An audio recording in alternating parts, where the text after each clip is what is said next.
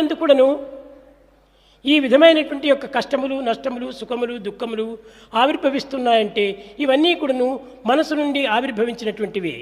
Man suffers all problems, worries, anxieties, troubles and obstacles which are more or less ఈనాటి psychological. మానవుడు అనుభవించేటువంటి సుఖ దుఃఖములు, ఆశించేటువంటి యొక్క రాగద్వేషములు, సేవించేటువంటి యొక్క విషయవాసనలు మూడు కూడాను మనసు ద్వారా ఆవిర్భవించినటువంటివి.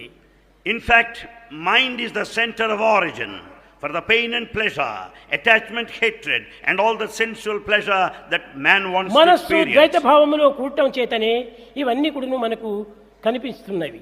It is the dual mind that is responsible for all. మనసు ఏకాత్మ భావం పెంచుకున్నప్పుడే ఇందులో ఏమాత్రం కూడాను విపరీతమైనటువంటి భావాలు కలగవు. When once the mind is non-dual, there will be no perversions or aberrations.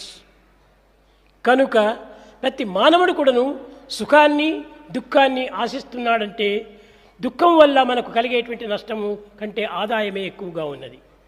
In fact, if we investigate clearly the twin experiences of pain and pleasure, in fact we derive more benefit out of pain. ప్రాచీన చరిత్రాత్మకులు ఈ దుఃఖమునే ఆశించాలని సుఖాన్ని ఆశించలేదు. In earlier days, people invited pain. సుఖము నుండి లభించేటువంటి యొక్క ఆనందం కంటే దుఃఖము నుంచి వచ్చేటువంటి యొక్క ఆనందమే శాశ్వతమైన ఆనందం.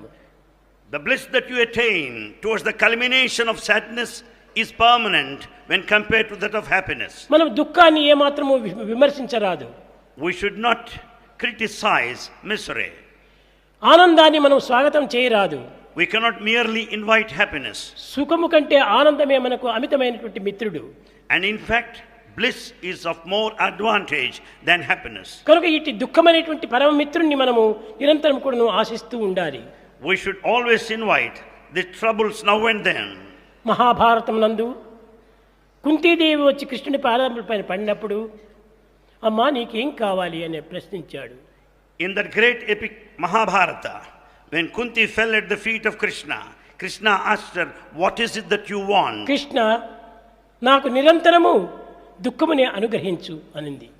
Krishna, please bless me with all the troubles and problems in this life. ఈ దుఃఖ సమయం నందే నిన్ను అమితంగా ప్రేమించాను, అమితంగా ఆరాధించాను, అమితంగా పూజించాను.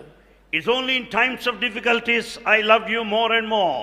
I worshipped you, I extolled you, I adored you. దుఃఖము లేని సమయం లోపలను పాండురాణిగా ఉండినంత వరకు నిన్ను ఏమాత్రము నేను స్మరించలేదు. In times of happiness, away from misery, I never thought of you. ఏనాడు నా కుమారుడు అరణ్యవాసం చేసి కన్న కష్టములకు